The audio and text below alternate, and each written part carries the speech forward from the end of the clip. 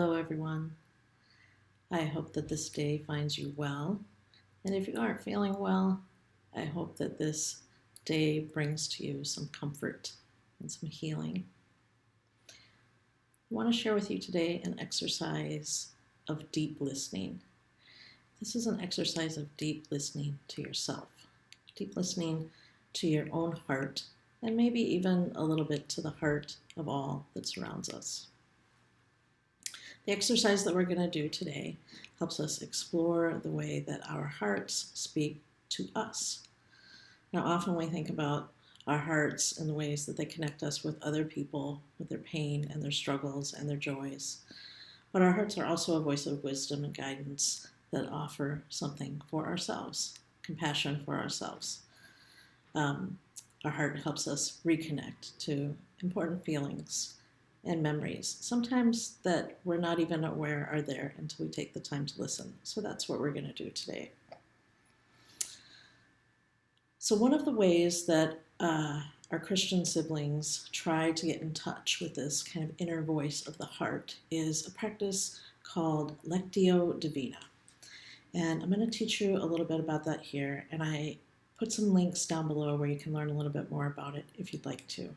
But the basic concept of this is that you take a reading and you go over it several times, kind of with your mindset or your heart set, if you will, on listening to it deeply and finding what is there for you. So we're going to do that today with a poem that you might be familiar with. And each time before we begin, I'm going to give you a prompt of something that I want you to look for or listen for, if you will, in that poem reading. So in just a minute, I'm going to post the poem in its entirety on your screen. What I'd like you to do is think about the feelings that arise for you as you read the poem. Feel free to pause your screen while you're reading the poem. In fact, I recommend doing that. Pause it, read it, and if you have a pad of paper nearby you, maybe write down some of the feelings that it brings up for you.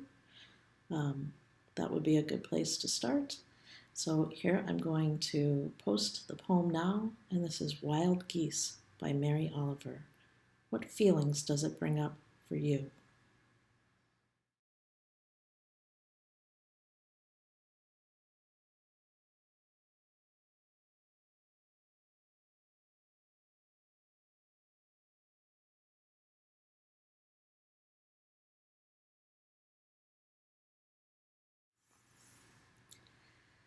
Now that we've had a chance to visit the feelings that this poem brings up for us, we're going to move on to what memories might be pulled out for us.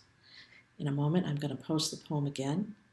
Again, I invite you to pause your screen if you need to. In fact, I recommend it again.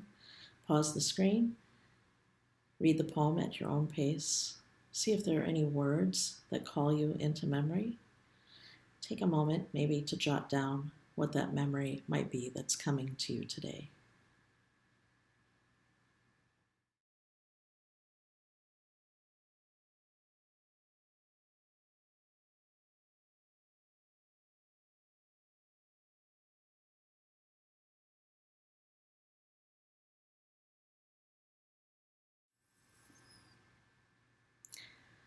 So we've explored this poem, explored what feelings it brings up for us, explored what memories it brings up for us.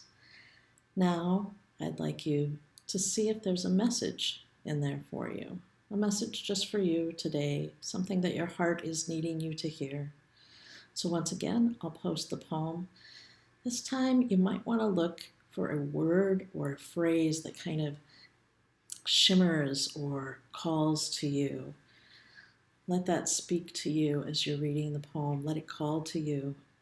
And then, as you paused once again the video, take a few moments to think about what message is it that you need today to hear from your own heart or to hear from the universal heart. Once again, here's the poem.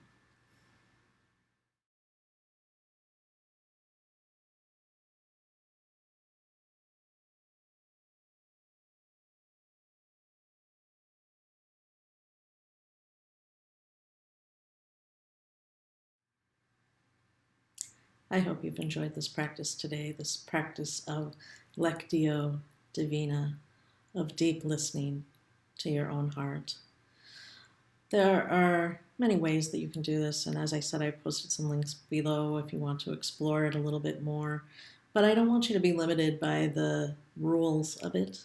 You can do this with a painting. You could do this with a piece of music. You could do it with the same poem over and over again for a week.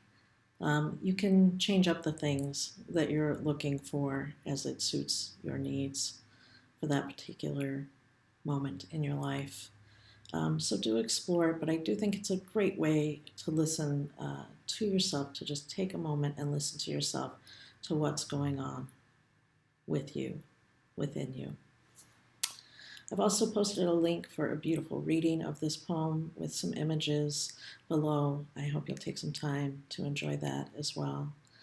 And of course, I hope to see you again soon, either online, maybe in person. Until that happens, be loved and be loving, and be safe and be well.